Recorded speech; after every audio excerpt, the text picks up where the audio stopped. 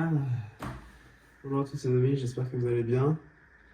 Aujourd'hui, nouvelle vidéo, toujours en intro. Je vais vous faire cette vidéo par rapport à Manus Manum Lavat, donc au fameux théorème de une main lave l'autre, qui c'est un théorème que j'aime beaucoup et que j'entends pas beaucoup parler. Et en vrai, je pense que c'est une vérité qui est pure dans notre environnement. Manus manum lavat, ça vient de une main lave l'autre, je crois que c'est du latin, je ne me rappelle plus si c'est du grec ou du latin, mais je crois que c'est du latin. Et en gros, en fait, quand on parle de une main lave l'autre, ça veut dire que si je donne ma main qui est lavée, ça va laver l'autre. Tout comme quand on lave nos mains. Quand on frotte, ça lave l'autre main. Et laver, donc c'est pas comme du blanchiment d'argent, c'est pas vu à l'aspect négatif, mais plus vu à l'aspect positif. À l'aspect, je vais te laver, je vais te prendre soin de toi, je vais take care, je vais prendre soin de toi. Je sais pas comment le dire autrement, mais c'est vraiment ça l'idée de Manus Manum Lavat. Et cette idée, je l'aime beaucoup parce que c'est un peu comme la forme de l'altruisme en fait, hein. Les deux se rejoignent beaucoup. Et c'est une forme d'altruisme que je pense est très pertinente pour notre société et pour chacun de nous. Une main lave l'autre, c'est un peu comme aussi le yes man, c'est le mec qui va dire oui à tout. Alors c'est pas non plus exactement comme le yes man, parce que le yes man, il dit oui et il peut dire oui à tout et n'importe quoi. Là on va plutôt dire oui pour aider en fait.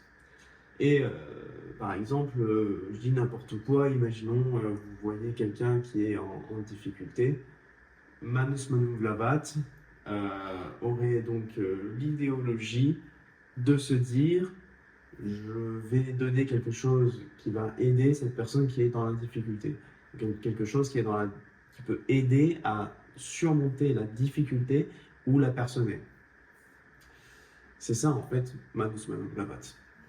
Et ce Manus Manum Lavat, personnellement, j'essaye toujours de l'appliquer pour aider chacun dans tout ce qui est la connaissance, parce que je considère, et je pense que j'en suis même convaincu, qu'on ne connaît pas tout dans la vie et on ne sera jamais des génies dans tout.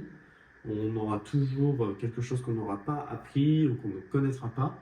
C'est pour ça, pour moi, les gens qui disent ah non, mais toi tu connais pas, bon, avec un ton un peu hautain, je trouve que c'est un peu dommage parce que on a juste à demander à l'autre personne, à autrui, si est-ce que tu connais ce dont je parle, et puis si tu connais pas, bah, c'est pas grave, bah, j'essaie de te l'expliquer et tu me dis si tu comprends ou pas. Et ça, c'est l'une des manières principales que j'essaie de l'appliquer.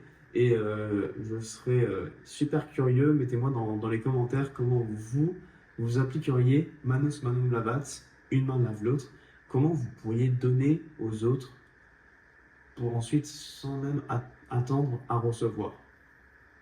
Alors, l'idée de dire je vais donner pour recevoir, c'est une idée que j'aime pas énormément parce que c'est une idée de je vais donner pour avoir un intérêt lucratif.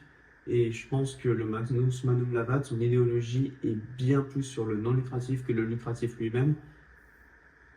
C'est tout autre chose parce que quand on attend à recevoir en donnant, si indirectement on donne pour attendre à se redonner par la personne qu'on a donné, c'est pas l'idée de Manum Lavat. En fait, on pourrait même pas en parler parce que, en fait, c'est une donation qui est un peu malsaine finalement. C'est un peu comme si on faisait une donation de, je sais pas, 10 euros à l'OMS, à une autre fondation, une loi, enfin une asso, loi 1901.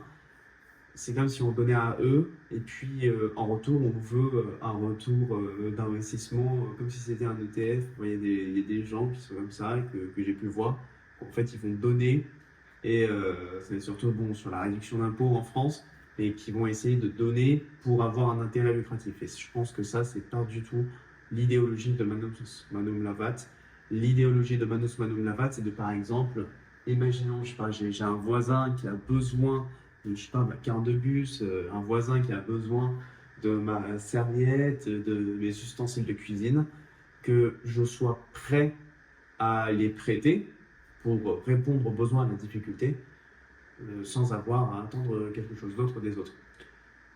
Il y a une population et en représente concrètement Manus Manum Lavat, c'est les Comoriens. Les Comoriens, j'en ai travaillé avec beaucoup quand j'étais au magasin à Chamonix, à mettre en rayon, faire des périmés, faire le facing, tout ça. J'ai eu beaucoup de collègues qui étaient Comoriens et on a pu beaucoup parler de leur culture avec certains.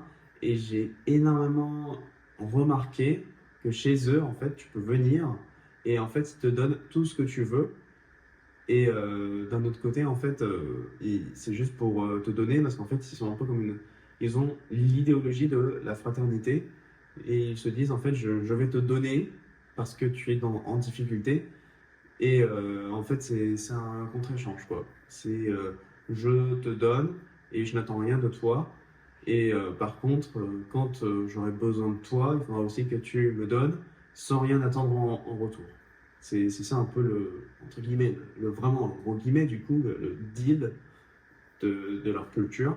Et je pense que c'est une culture qu'il faut vraiment qu'on s'apprivoise parce que c'est une méthode de fonctionnement qui pourrait, dans notre environnement, comme en France, nous aider énormément. En fait, par exemple, quand on a quelqu'un qui est en difficulté, je sais pas, qui n'arrive pas à prendre le vélo, ou quelqu'un qui n'arrive pas à répondre, je sais pas, aux besoins de son client qui est en freelance, ou quelqu'un qui est salarié et qui n'arrive pas à sortir du salariat et à se lancer en indépendance, tout en prenant en compte les conséquences, enfin, les avantages et inconvénients de chaque situation, en prenant la responsabilité et la conscience de nos actions, aider les autres, surtout par la connaissance. Tout le monde peut le faire parce que tout le monde a une connaissance accrue plus que dans l'autre. Hein. Une personne qui est encore au lycée peut très bien m'apprendre, je sais pas, il est passionné de moto, il pourrait m'apprendre des tonnes de choses que moi je ne connais pas en étant plus âgé et qui moi je peux lui apprendre par exemple en informatique, par exemple sur un blockchain avec ma profession d'indépendant. Ça, bah, du coup, c'est la bascule et c'est grâce à Manus Manum Lavat qu'on peut donner aux autres sans attendre à recevoir une culture qui est à ne pas voir comme un investissement, mais plutôt comme une fratrie. Et cette fratrie est d'avoir avec notre population, même avec tout autre humain en fait, hein, juste aider les autres pour ne rien attendre en retour et qu'on se fasse un peu comme un peer-to-peer, je dirais, un peu comme la blockchain, les validations, même les autres fonctionnements en peer-to-peer. Juste laver la main des autres sans attendre quelque chose en retour. Ça, j'aimerais beaucoup avoir vos commentaires qui pourraient contrer ou améliorer ce que je dis. Ça serait très intéressant d'avoir vos réponses. Si vous êtes resté jusqu'à la fin de cette vidéo, mettez en commentaire éponge. Comme ça, si vous voyez éponge, ça veut dire que il n'y a aucun sujet, il n'y a aucun rapport. Ben, c'est sûr et certain, vous êtes resté jusqu'au bout de la vidéo. Il n'y a pas d'autre corrélation qui est possible avec éponge et Manus Manum Lavat. Merci beaucoup de votre visionnage et de votre temps. J'espère que cette vidéo vous aura plu. Et pour finir en beauté cette vidéo, je voudrais vous partager une phrase qu'un grand homme a dit. Moi, on me donne, je donne. Tu comprends ce que je veux dire? Effectivement, si on me donne rien, je vais rien donner. Impossible que mon flow carabine rouille. Je suis avec une chabine rousse. Mes potes sans tapis roulent du paquis sur le tapis rouge. Combien ces habits coûtent? Qui est cette fille aux habits courts? Les questions qu'ils se posent quand je suis sur le tapis rouge.